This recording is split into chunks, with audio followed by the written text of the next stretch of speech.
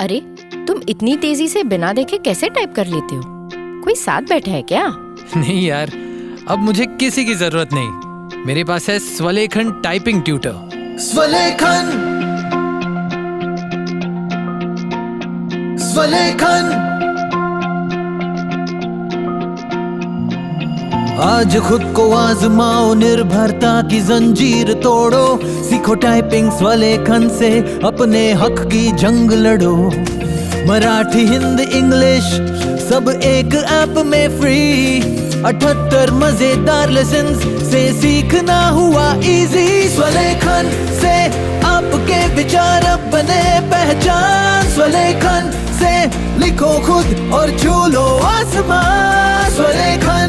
निवांत अंधमुक्त विकासालय लेकर आए हैं स्वलेखन टाइपिंग ट्यूटर, एक अनोखा सेल्फ लर्निंग अनुभव जो रिकॉर्डेड वॉइस के साथ आपको खुद सिखाएगा टाइपिंग की कला। स्वलेखन। मोबाइल के लिए प्ले स्टोर से और विंडोज पीसी या लैपटॉप के लिए SWALEKHAN यानी कि swalekan.org से ऐप डाउनलोड करें या फिर कॉल करें 9923772375 पर। स्वलेखन। मिलिए रखेचा फिनसर्व की फाउंडर और शक्ति मेघा रखेचा से, जिनका मानना है कि अक्सर लिमिटेशंस आंखों से नहीं सोच से बनती हैं और इसी सोच की वजह से कई लोग, खासकर जो ब्लाइंड या विजुअली इम्पेयर्ड हैं, उन्हें फाइनेंशियल सर्विसेज से दूर रखा गया है। सबसे ज्यादा मुश्किल होता है हेल्थ इंश्योरेंस और टर्म इंश्योरेंस लेना। जहां प्रोटेक्शन सबसे जरूरी है, वहीं एक्सेस सबसे कम दिया गया है। लेकिन अब नहीं, रखेचा फिनसर्व के साथ हम सिर्फ पॉलिसीज नहीं देते, हम देते हैं समझ, रिस्पेक्ट और इक्वल अपॉर्चुनिटी। हम इंश्योर करते हैं कि आपको मिले सही health insurance, reliable term insurance और पूरी फाइनेंशियल सिक्योरिटी बिना किसी बायस के, क्योंकि हम मानते हैं आपका हक किसी से कम नहीं। तो इंतजार क्यों? आज ही जुड़िए रखेचा फिनसर्व के साथ। Call or WhatsApp 9711154808 to get insured. Rakecha FinServ, financial planning for everyone without barrier. जी दोस्तों, नमस्कार, आदाब, सत श्री अकाल। मैं दानिश महाजन प्रोग्राम बदलता दौर में आपका स्वागत करता हूं। हमारी कम्युनिटी में लंबे अरसे से एक डिबेट चल रही है। कुछ लोग कहते हैं कि सीसीपीडी का ऑफिस काफी स्ट्रॉन्ग है, काफी एडिक्वेट पावर्स हैं उनके पास। कुछ लोग कहते हैं कि सीसीपीडी को और टीथ देने की जरूरत है। बहुत बार जो इंडस्ट्री है सीसीपीडी के ऑर्डर्स को कंप्लायंस नहीं करता है। कुछ लोग कहते हैं कि उसकी अलग बजाएं हैं। डिसेबिलिटी कमिश्नर्स की अगर हम ऑफिसेस की बात करें तो वहां हमेशा कंप्लेंट्स आती रहती हैं। कई बार डिसेबिलिटी कमिश्नर का जो ऑफिस है वो वैकेंट रहता है, हालांकि सीसीपीडी की पोजीशन भी लंबे अरसे से वैकेंट है। तो इन तमाम सवालों पर शशांक पांडे साहब ने, जिनको आप रेडियो डान पे सुनते रहते हैं, मिशन एक्सेसिबिलिटी के थ्रू एक पटिशन फाइल की है, जिसमें ये डिमांड की गई है कि जो डिसेबिलिटी कमिश्नर के ऑफिसेज हैं, सीसीपीडी का ऑफिस है, उसे और पावर्स दी जाएं। इससे पहले आपको याद होगा कि पॉलिटिक्स एंड डिसेबिलिटी फोरम ने पार्लियामेंट में भी रिप्रेजेंटेशन फाइल किया था सीसीपीडी के ऑफिस को और स्ट्रेंथन करने का। जब सीसीपीडी के ऑफिस में बात होती है तो उनका ये कहना है कि आप लोग ये सब बातें करते रहते हैं, लेकिन आप लोग ये नहीं समझते हैं कि हमारे पास मैन पावर की कमी है। क्यों आपकी एनजीओ के लोग ये वाला पॉइंट नहीं उठाते कि मैन पावर और बढ़ानी चाहिए? अगर मैन पावर बढ़ जाएगी तो अपने आप इश्यूज सोल्व हो जाएंगे। हाल ही में हमने देखा है बहुत सारे लोग ये भी कंप्लेन कर रहे हैं कि सीसीपीडी ऑफिस में जो केसेस की पेंडेंसी बहुत ज्यादा है। तो इसी को लेके शशांक पांडे साहब ने मिशन एक्सेसिबिलिटी के थ्रू पटिशन फाइल की है। आज हम उसी के बारे में बात करेंगे। ये पटिशन क्या है, इसकी जरूरत क्यों पड़ी, क्या इससे कुछ बदलेगा? तो हमारे साथ दो खास मेहमान, एडवोकेट राहुल बजाज जो मिशन एक्सेसिबिलिटी के को फाउंडर हैं, एडवोकेट हैं, और साथ ही साथ हमारे साथ एडवोकेट शशांक पांडे साहब हैं जो फाउंडर हैं पॉलिटिक्स एंड डिसेबिलिटी फोरम के। आप दोनों का बहुत बहुत स्वागत। Thank you, Danish ji. It's a pleasure to be with you. Thank you, Danish ji. Thank you again for inviting. Shashank Pandey साहब, सबसे पहले ये बताएं, आप काफी लिखते हैं इसके ऊपर और काफी वोकल हैं। तो शशांक जी, सबसे पहले तो हमें ये बताएं कि आपने पार्लियामेंट में भी रिप्रेजेंटेशन डाली थी सीसीपीडी के ऑफिस को स्ट्रेंथन करने की। आप इसके बारे में वोकल भी हैं और अब आपने सुप्रीम कोर्ट में केस फाइल किया है, तो आपको क्यों कोर्ट जाना पड़ा? जी दानिश जी, तो इसमें जो हमारा स्टार्टिंग पॉइंट ऑफ इंटरवेंशन था वो पहले केस नहीं था, पहले एक तरीके से रिप्रेजेंटेशन फाइलिंग ही था। स्टार्ट हमने पार्लियामेंटेरियंस के थ्रू किया था क्योंकि फोरम का प्राइमरी वर्कलोड या वर्क एरिया वही है जहाँ पे हम लॉ मेकर्स बोथ गवर्नमेंट्स जो ट्रेजरी साइड है और जो अपोजिशन साइड है दोनों साइड से इंगेज करते हैं। और इंडिविजुअल एमपीज के थ्रू हमने लेटर और रिप्रेजेंटेशन भी लिखवाया था कि जो रिड्रेसल मैकेनिज्म है आरपीडब्ल्यूडी, क्योंकि commissioner office as a redressal mechanism है, उसमें जो केसेस जा रहे हैं उससे पहली बात तो कोई सोल्यूशन निकल के आ नहीं रहा, क्योंकि कई सारे कोर्ट्स ने कॉन्ट्राडिक्टरी जजमेंट्स दिए हैं related to power of commissioners. तो कमिश्नर्स खुद भी कंफ्यूज हैं, कोर्ट्स भी कंफ्यूज हैं कि एग्जैक्टली एक्सटेंट ऑफ पावर क्या है उनकी कमिश्नर्स की। तो हमारे रिप्रेजेंटेशन मोस्टली पार्लियामेंटेरियंस के थ्रू सरकार को था कि आप ये जो अनोमली है या जो ग्रे एरिया है आरपीडब्ल्यूडी एक्ट के अंडर, उसमें थ्रू अमेंडमेंट क्लैरिफिकेशन रही है।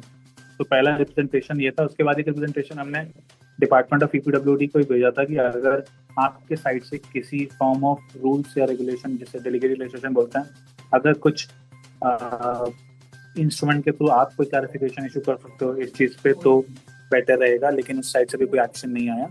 उसके बाद थर्ड मीन्स जो था वो फिर हमने पीआईएल का रिकॉर्ड लिया। वो डायरेक्टली हमने सुप्रीम कोर्ट में इसलिए लिया क्योंकि यहाँ पे कमिश्नर जो हैं वो एक तरीके से एनफोर्समेंट बॉडी है।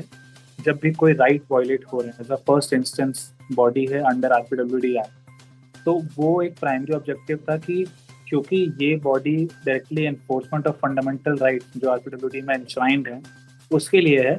तो वो आर्गुमेंट लेते हुए हमने डायरेक्टली फिर सुप्रीम कोर्ट का अप्रोच किया और ये पिटिशन अभी नोटिस जिसमें सरकार को, यूनियन ऑफ इंडिया को इशू हुआ है। बिल्कुल। तो राहुल साहब बताएं कि इस केस की हाइलाइट्स क्या हैं। और दूसरा मेरे को समझना है, आप सीसीपीडी के साथ काम भी करते हैं और अब आपने मिशन एक्सेसिबिलिटी के थ्रू केस भी फाइल किया है, तो how do you manage this? So first, I will answer the first part of the question. और फिर सेकंड वाले में आते हैं, जब आप पूछ रहे हैं काम करते हैं तो किस टाइप के काम की आप बात कर रहे हैं, then accordingly I will answer.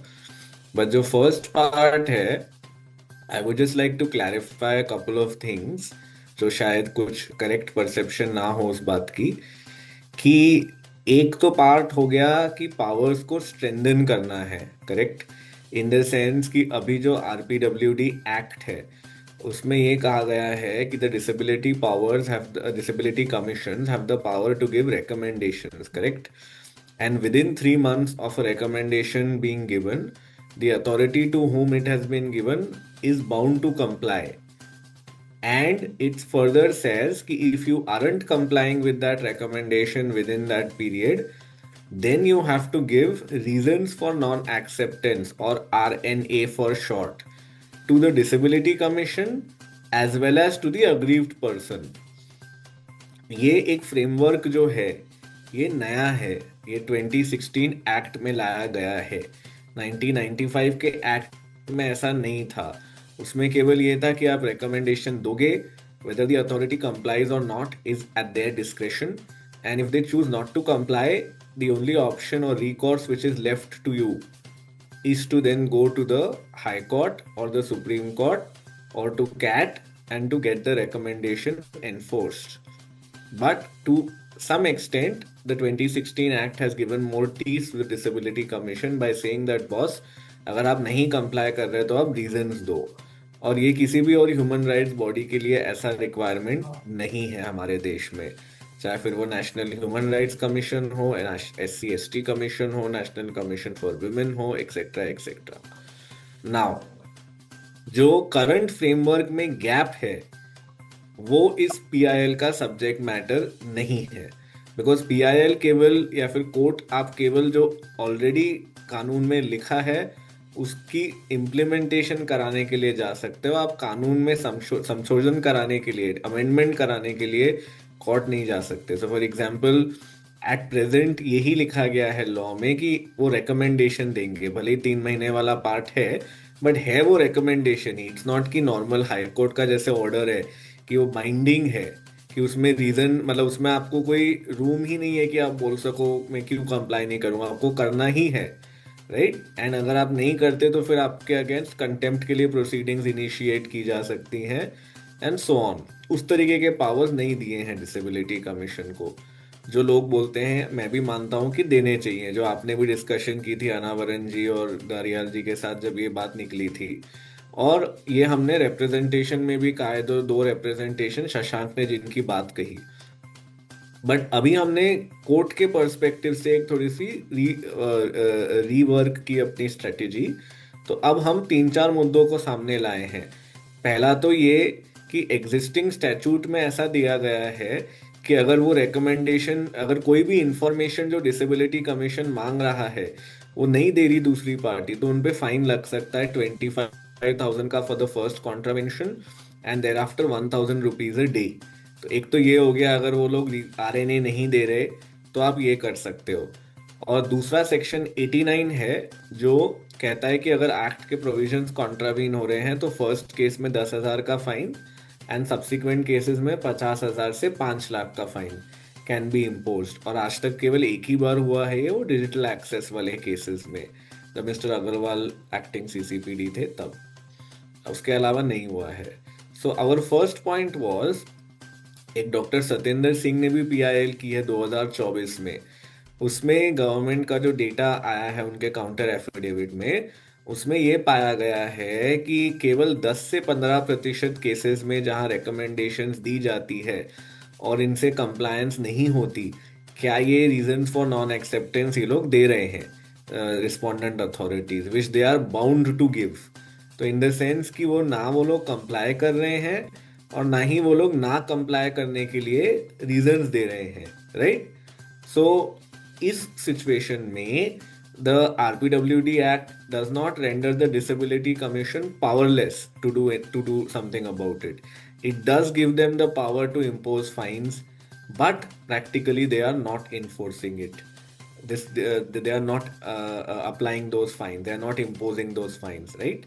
तो फर्स्ट हमारा ग्रीवेंस ये था कि आप प्लीज डायरेक्शन दीजिए उनको कि इस तरीके की चीज वो करें, right.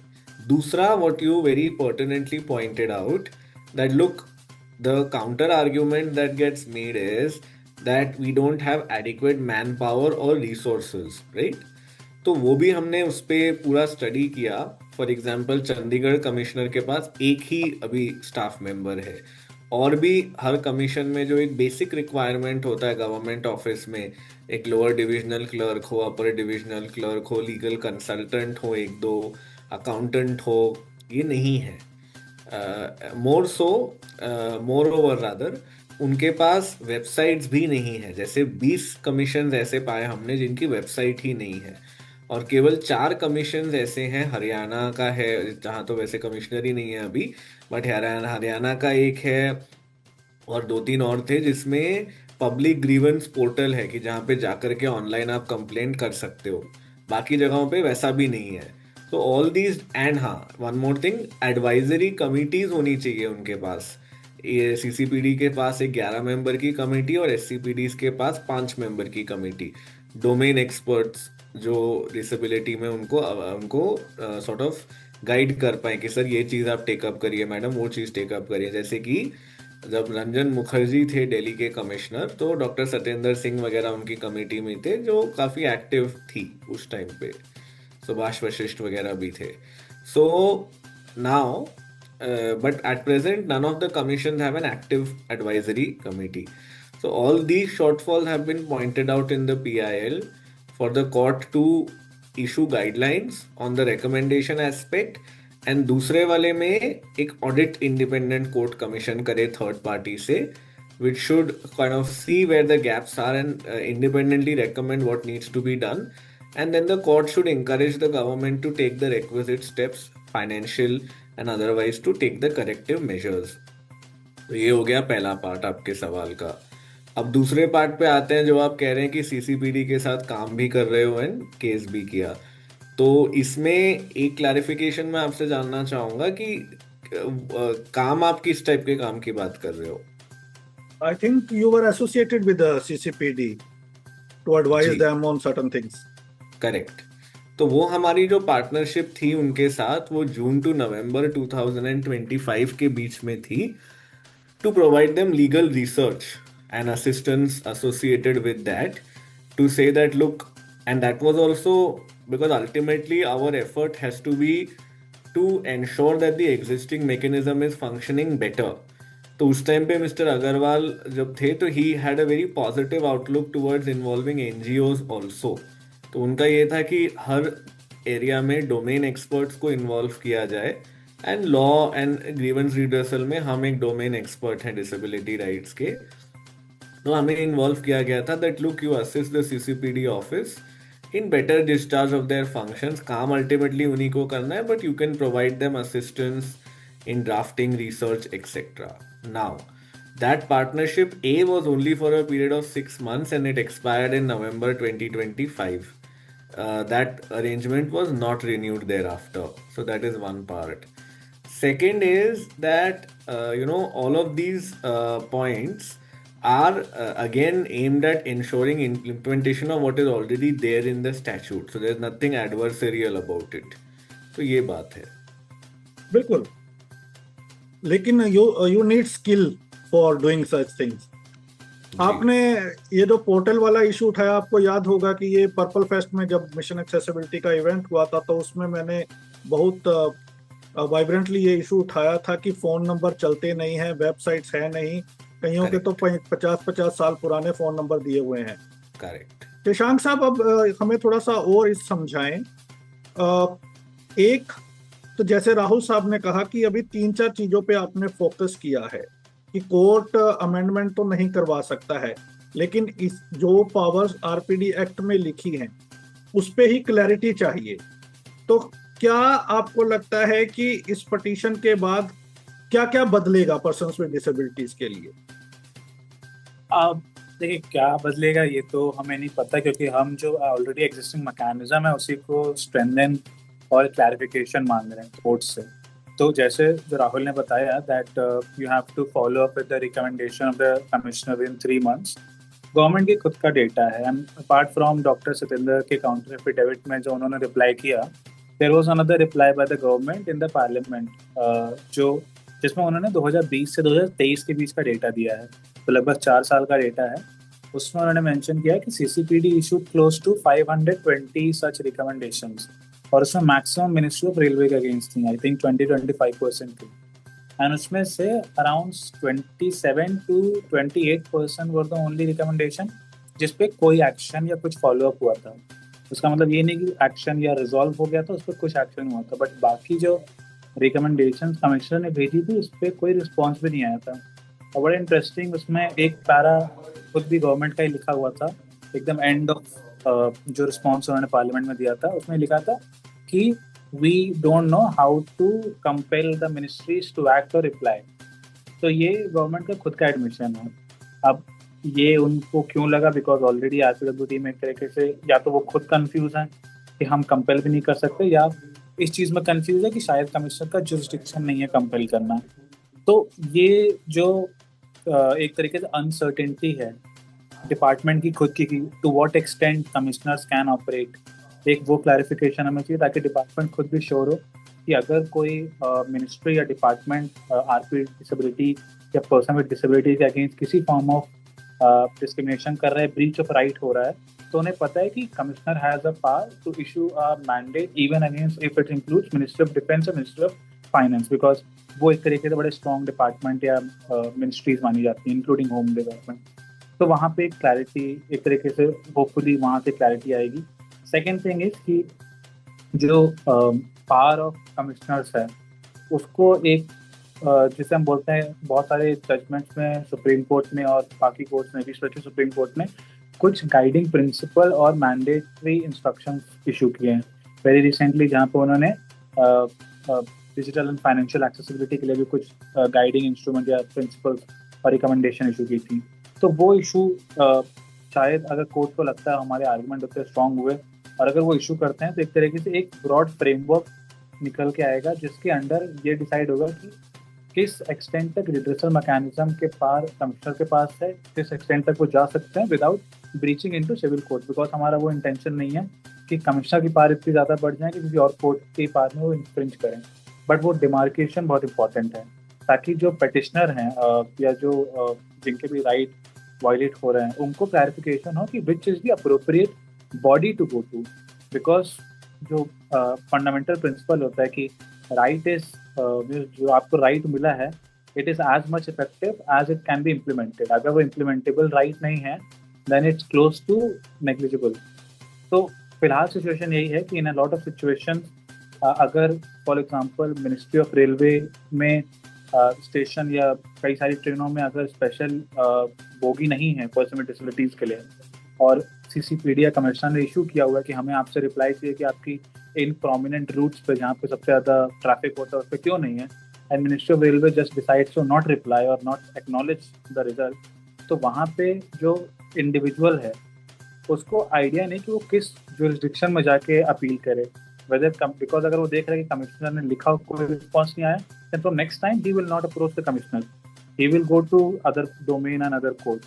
So that is a third aspect of it, कि the right which have been given has to be realized only, they can be realized only when there is a clarity the body have which has a power to impose that right. So those are the three things I think broadly, and I think last part जो होगा from this is that the focus will come on from other sides or other domain of governance also beyond social justice, because NHRC या National Commission of SC or ST या National Commission for Women के साथ सबसे बड़ा advantage ये है कि a lot of governance machinery are aware कि there is a overarching body that exists for enforcement of rights for these vulnerable population, जो है socio economic vulnerable population है। कमिश्नर्स के साथ या डिसेबिलिटी सेक्टर के साथ अनफॉर्चुनेटली वो एडवांटेज अभी तक नहीं है, because there is no national commission, the only closest equivalent we have is the commissioner office. तो एक आइडिया ये है that cross administrative machinery from union state to lower level there is a acknowledgement कि disability related अगर कोई dispute होता है या डिसेबिलिटी रिलेटेड अगर कोई इन्फ्रिंजमेंट ऑफ राइट होता है, then the appropriate body is Commissionerate of Disability at all union and state level, and वहाँ उनका issuance direction is close to what you will get from other similar place bodies. So that is I think the last sort of objective that we are looking at. Right. मैं फिर से आपके पास ही आना चाहता हूँ शशांक जी, और सेम क्वेश्चन मैं राहुल साहब को भी पूछूंगा। जब आपने पार्लियामेंट को भेजा था या जब और शोज में हमने बात की है, तो हम सभी एक बात को मानते हैं कि सीसीपीडी की जो पावर्स है, जो सीसीपीडी की जजमेंट है, जब तक बाइंडिंग नहीं होगी नेचर, तब तक बहुत ज्यादा चेंज नहीं आएगा। आपका वो वाला इशू इस पिटीशन में सॉल्व नहीं होता हुआ दिख रहा। दूसरा, क्या सुप्रीम कोर्ट के पास ये पावर है, जब क्या वो ये मैंडेट कर सकते हैं कि आप अपने ऑफिस में मैन पावर बढ़ाइए? क्या ये किसी को इंस्ट्रक्ट कर सकते हैं? और जो सीसीपीडी ऑफिस से बार बार जब भी मेरी बात होती है यही आर्ग्यूमेंट आता है कि हमारे पास स्टाफ नहीं है, तो क्या ये एनजीओस की प्रॉब्लम है? ये सीसीपीडी ऑफिस की अपनी प्रॉब्लम नहीं है कि या गवर्नमेंट की प्रॉब्लम नहीं है स्टाफ इंश्योर करना? तो मैं आपका सेकंड पार्ट पहले आंसर करूंगा, I think Rahul answer first part more appropriately, but second part जो आपने बोला कि whether court can ask the government to increase the budgetary allocation या रिसोर्स मोबिलाइजेशन, तो अगर आप स्ट्रिक्ट सेंस में बोले तो वो कोर्ट का जुरिसडिक्शन नहीं है इनकी कोर्ट इशू करे कोई गाइडलाइन कि how much money should be allocated to a department, how many human और human resource should be allocated, वो गवर्नमेंट या वो कोर्ट का जुरिसडिक्शन नहीं है। कोर्ट उसमें बहुत ज़्यादा रिलेक्टेंट भी होता है, वो एग्जीक्यूटिव का डोमेन है, budgetary allocation, human resource allocation. Court उस जगह पे एंटर कर सकता है अगर lack of budget allocation, lack of infra, lack of human resource fundamental barrier है to realization of the that entire setup, या अगर ineffectiveness का जो primary identification of barrier and defects अगर कोड identify करता है कि ये हैं, तब वो उस डोमेन में जाएगा। तो किस हद तक वो उसमें जाएगा ये हम नहीं बता सकते। जो सेकेंड थिंग है कि बजटरी एलोकेशन या एग्जीक्यूटिव उसमें क्या कर सकता है, तो जैसे सबसे बड़ी प्रॉब्लम यहाँ पे किसी भी एडमिनिस्ट्रेटिव सेटअप में यूनियन सेटअप में बजटरी एलोकेशन होता है डिपेंडिंग अपॉन कि डिमांड कितनी है and who is the targeted population जिसके लिए हम एलोकेशन कर रहे हैं। तो सबसे बड़ी यहाँ पे प्रॉब्लम लैक ऑफ या अंडर एलोकेशन ऑफ बजट की, उसका बेसिक कॉज यही है पीडब्ल्यूडी की स्ट्रेंथ कि क्योंकि, और ये विशेष साइकिल, ऐसे कोई स्टार्टिंग या एंड पॉइंट नहीं है, ये एक सर्कल है, तो हमें भी नहीं पता कौन क्या स्टार्टिंग और क्या एंड है। तो क्योंकि पर्सन विद डिसेबिलिटीज का ज़्यादा डेटा रिफ्लेक्टेड नहीं है 2011 सेंसस में, और बजटरी एलोकेशन होता है वो सेंसस के डेटा पे ही होता है, सारे एलोकेशन उसी के बेसिस पे होता है। बिकॉज जो हमने पहले ही बात कर चुका आपके शो पे कि सेंसस का data is use by finance commission recommendation बनाती है, वो रिकमेंडेशन एक्सपेंडिचर फाइनेंस कमेटी के पास जाती है जो मिनिस्टर ऑफ फाइनेंस के अंडर है, और फिर उसके बेसिस पे एक्सपेंडिचर फाइनेंस कमेटी एक ब्रैकेट बनाती है एलोकेशन का for all scheme for all department 5 year cycle के लिए। तो अभी 2026 से वो साइकिल चेंज हुई है बिकॉज हमारी एक पास नई फाइनेंस कमीशन की रिकमेंडेशन आई है। बट अभी तक जो पिछले 5 साल का जो डेटा हमने पीआईएल में साइट किया है, सीसीपीडी एलोकेशन और डीओपीडब्ल्यूडी के एलोकेशन का, उसका फंडामेंटल कॉज 2011 का डेटा है, क्योंकि उन्होंने देखा कि जो टारगेटेड पॉपुलेशन है वो बहुत कम है। उसके बाद उन्होंने देखा कि नंबर ऑफ जो पिटिशंस आती हैं इस ऑफिस के सामने उनकी फ्रीक्वेंसी क्या है। तो क्योंकि सीसीपीडी के पास करस्पॉन्डिंग नंबर ऑफ पिटिशंस नहीं आती हैं जिस प्रोपोर्शन में पॉपुलेशन ऑफ पीडब्ल्यूडी है इंडिया में, तो एक और फैक्टर कंट्रीब्यूट करता है ऑफ अंडर एलोकेशन, तो वो एक एडिशनल फैक्टर हो जाता है। देन थर्ड फैक्टर इज कि the problem in administration is कि दे थिंक कि कमिश्नर ऑपरेट्स इन साइलोस। उनको लगता है कि CC commissionerate department of PWD के अंडर है, जो सोशल सर्विस के अंडर है, तो it's just a very small department in one ministry, और वो एक एलोकेशन थ्रेशोल्ड एलोकेशन हायरार्की में बहुत नीचे लेवल पे आता है। तो उनको लगता है कि एक छोटा सा ऑफिस, एक छोटे से डिपार्टमेंट और एक छोटी सी मिनिस्ट्री के अंदर, so we don't need to allocate that much of money which is required for example in any other terminal या किसी ऑफिस में। तो ये सारे कंट्रीब्यूटिंग फैक्टर्स एड ऑन होके what you see is the lack of funding. And फिर department के पास ऑफ कोर्स ह्यूमन रिसोर्स नहीं होता, इंफ्रास्ट्रक्चर नहीं होता, वेबसाइट नहीं, जैसे राहुल ने बताया, तो वो एक एड ऑन होता है। उसका रिजल्टेंट इफेक्ट ये होता है कि then again people are not able to reach out to commissioner and file that petition. तो वो एक विशियस साइकिल है। तो इसलिए मैंने बोला कि उसका स्टार्ट और एंड कहाँ है हमें नहीं पता। तो what can department and NGO, जो आपने पॉइंट पूछा, डिपार्टमेंट कैन इनोवेट जहाँ पे उन्हें लगता है कि एनजीओ एंड उनके different stakeholders can contribute. For example जो अभी राहुल ने मिशन एक्टिविटी का एग्जाम्पल दिया कि 6 महीने में उन्होंने as a legal expertise provide कर रहे थे, क्योंकि जो बहुत सारे ऑफिशियल्स आते हैं इन पोजीशन पे वो ब्यूरोक्रेसी से आते हैं, they may not be aware of disability and disability law. तो वहाँ पे whether department can collaborate with civil society, bridge that gap. Second is कि कैन डिपार्टमेंट और कमिश्नर डिवाइज अ मैकेनिज्म जहाँ पे the ability of individuals, the ability of PWDs to engage with commissioners or CCPD is enhanced, ताकि जो number of petition, number of frequency of petitions और cases दिखें वो higher दिखें, ताकि बाद में जब एलोकेशन का वो सबमिशन भेजे तो वो दिखा पाएं कि हमें और बजटरी एलोकेशन की रिक्वायरमेंट है, बिकॉज जो नंबर ऑफ पीपल हमारे पास आ रहे हैं उनको मेंटेन करने के लिए हमारे पास इंफ्रास्ट्रक्चर नहीं है।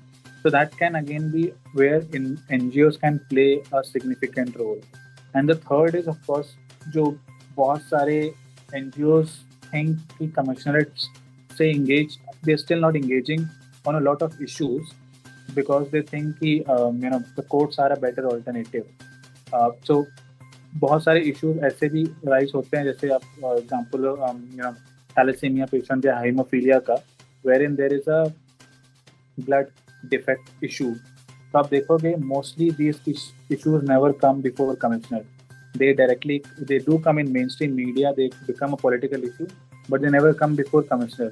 And जब commissioner के पास वो issues नहीं आते, so they don't have those जो बोलते हैं mass issues before them, which can generate sensitization. Because imagine अगर ऐसे sensitive मुद्दे commissioner के पास आएंगे, फिर commissioner का कोई order आता है, then that gets reported in media and then that becomes a part of mainstream discussion कि ऐसी कोई body exist करती है which has a power to issue instruction against these administrative setup.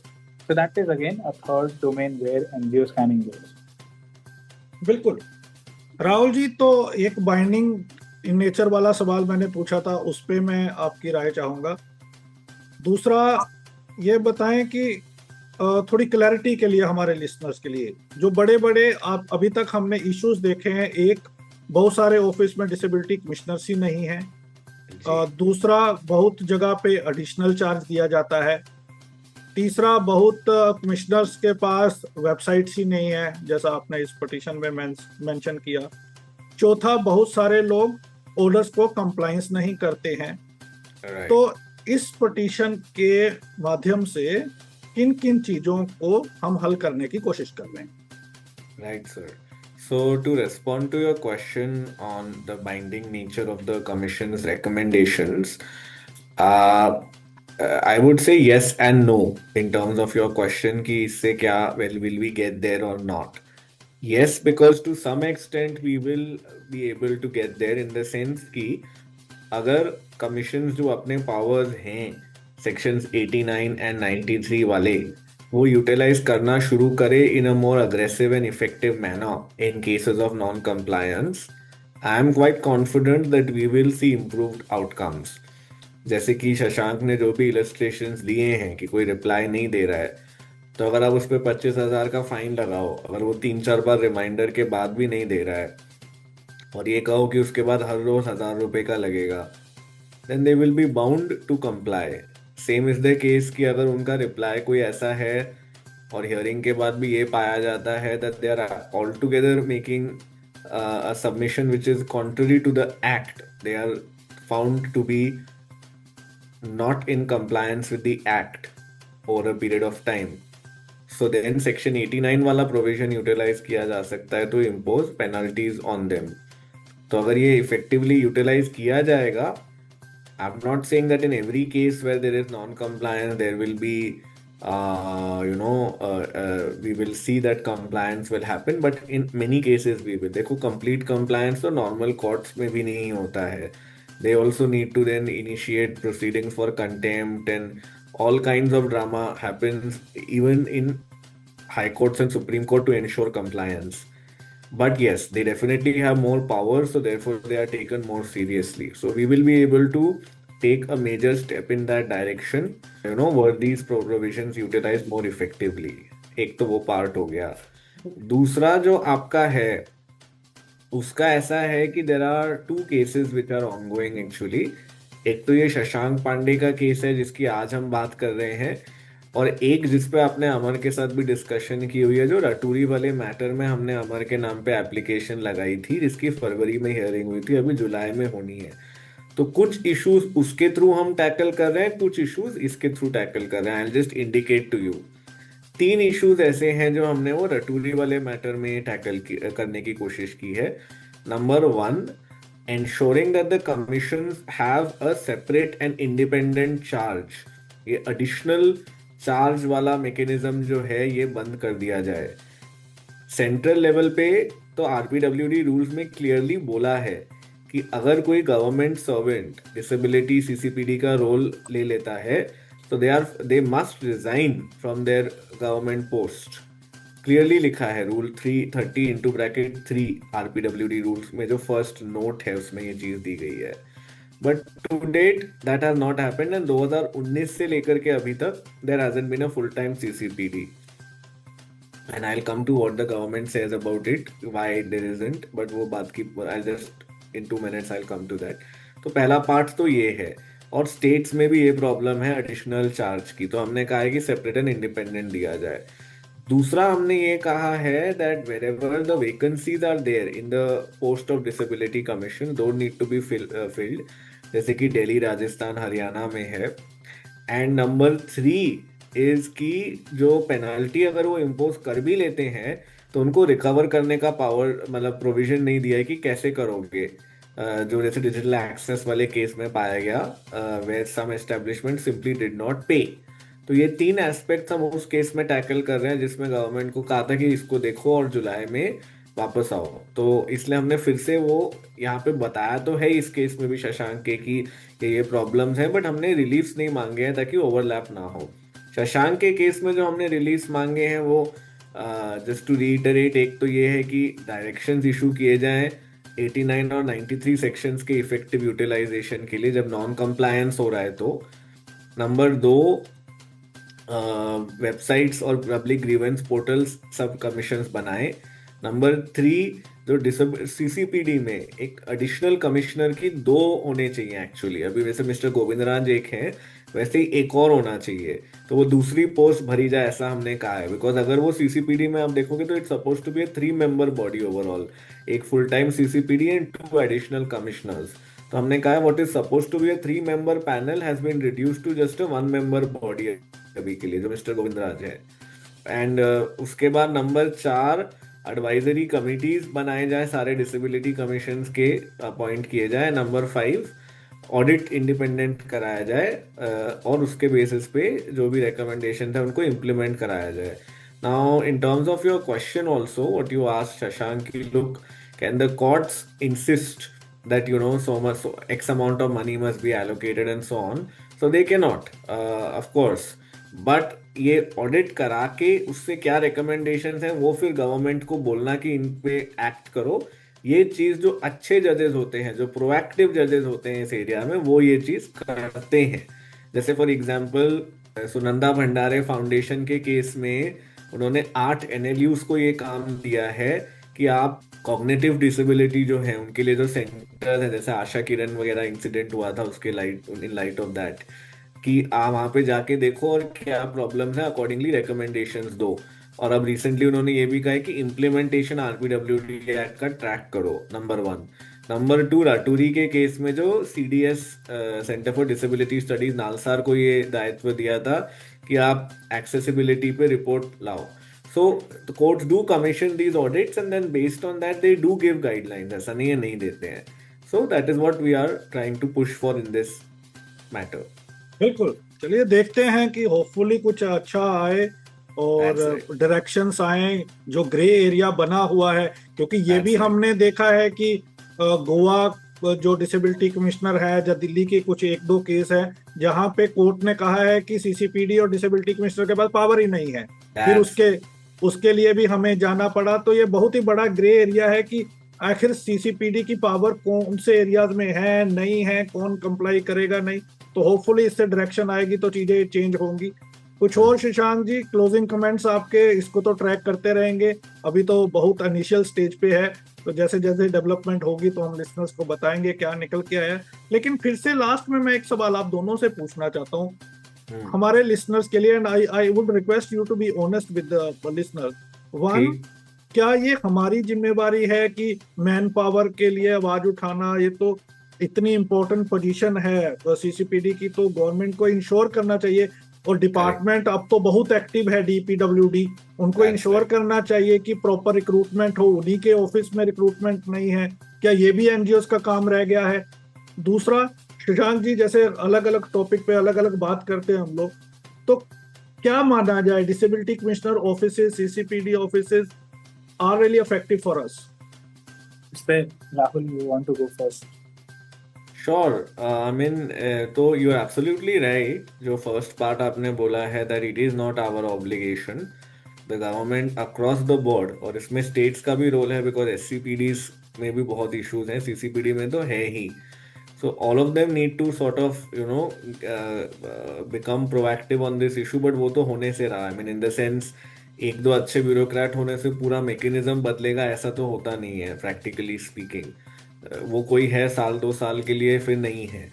Eight a systemic level these issues are still extreme. अब जैसे मैं आपको वो चीज़ जो मैंने पहले नहीं बोली थी, इट स्लिप माई माइंड, जो CCPD का फुल टाइम वैकेंसी वाली बात है, इसमें ये आर्ग्यूमेंट रहती है गवर्नमेंट ऑफ इंडिया की कि we have been looking for post like somebody who would be able to fill up this post of a full time CCPD, but अभी तक हमारे को कोई नहीं मिला।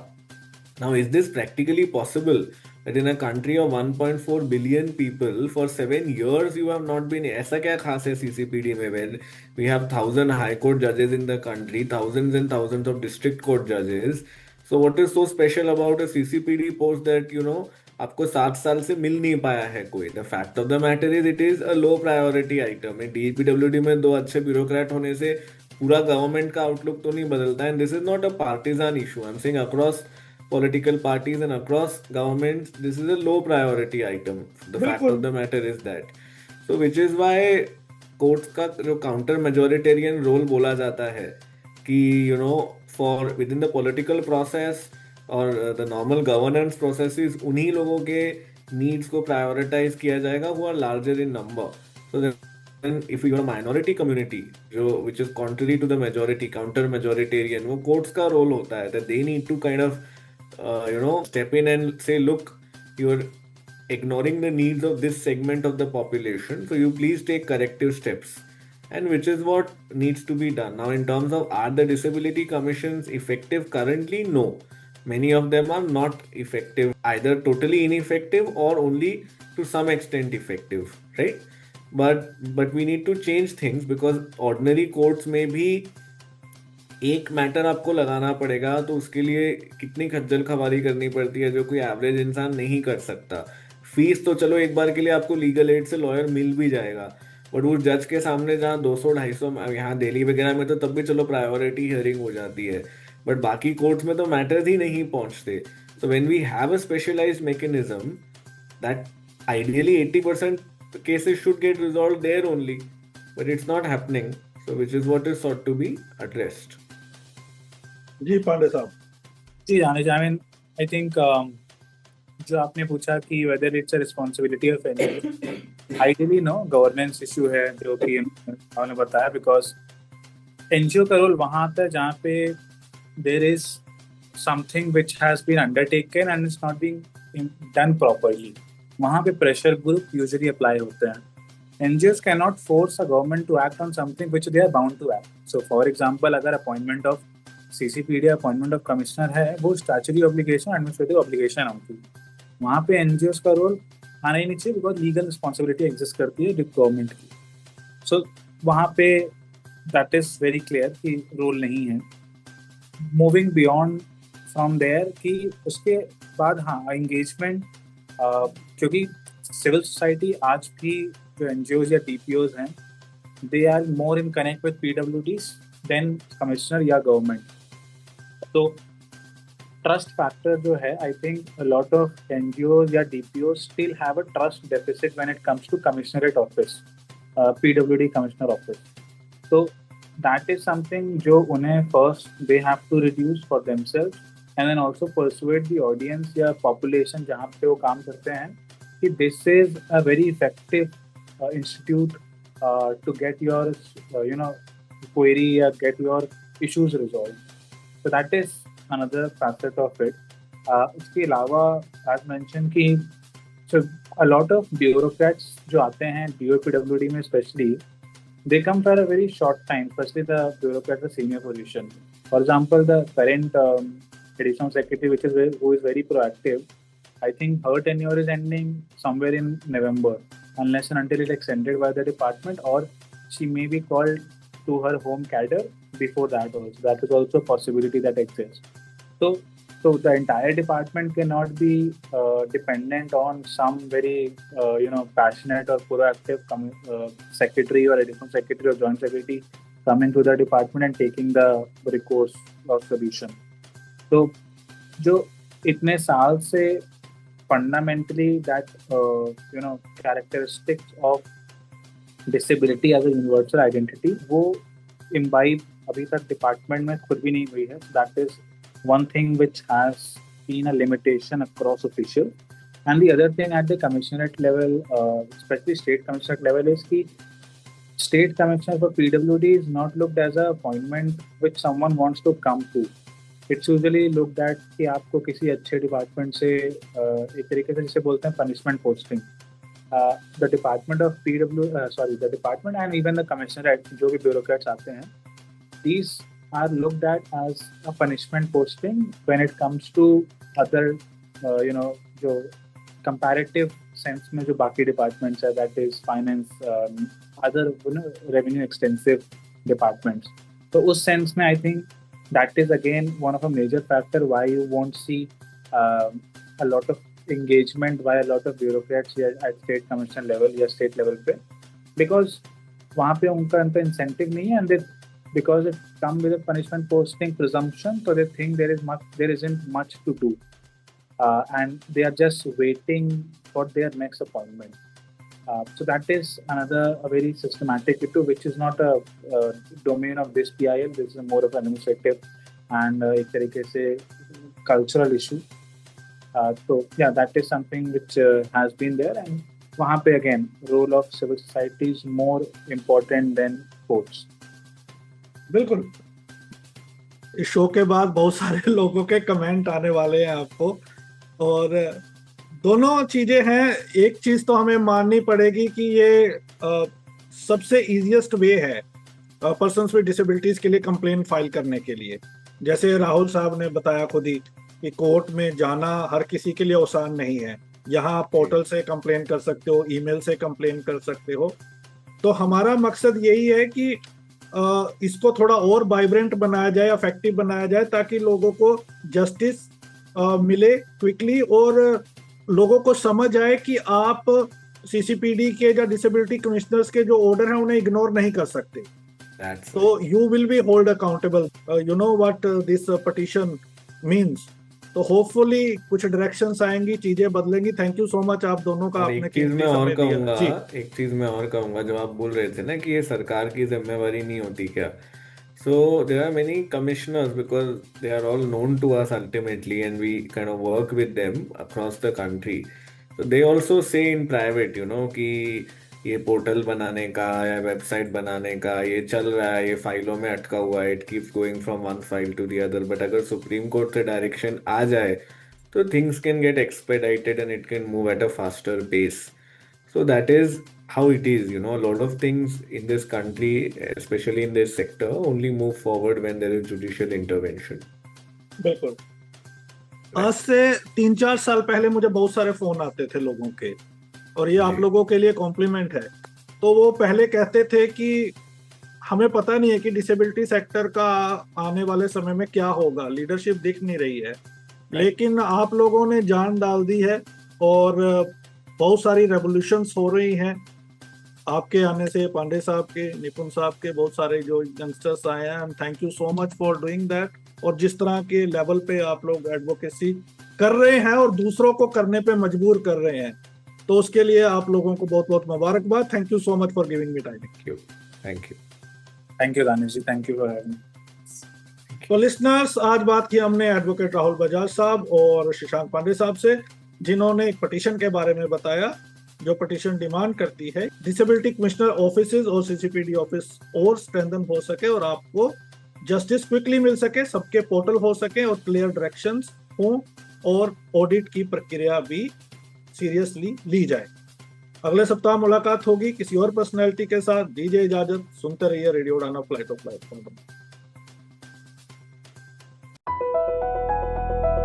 आपका 1 मिनट किसी की जिंदगी बदल सकता है। रेडियो उड़ान पेश करता है 1 minute reel competition. 1 minute matters. आप यूडीआईडी कार्ड पर रील बना सकते हैं या आरपीडब्ल्यूडी एक्ट के किसी सेक्शन पर, या कोई ऐसी एक्सेसिबिलिटी टिप जिसने आपकी जिंदगी बदल दी हो। अब आप रील से रियल हीरो बन सकते हैं। आपकी रील हिंदी या इंग्लिश में होनी चाहिए, वीडियो फॉर्मेट में हो और 1 मिनट से ज्यादा ना हो। लास्ट डेट है 30 जून 2026। विनर्स को दिए जाएंगे धमाकेदार प्राइजेस। फर्स्ट प्राइज होगा 5000 rupees, second prize 3000 rupees, third prize 2000 rupees, fourth and fifth prize 1000 rupees. Register करने के लिए आज ही विजिट करें www.radioudan.com। For more info, email us at udanempowermenttrust@gmail.com.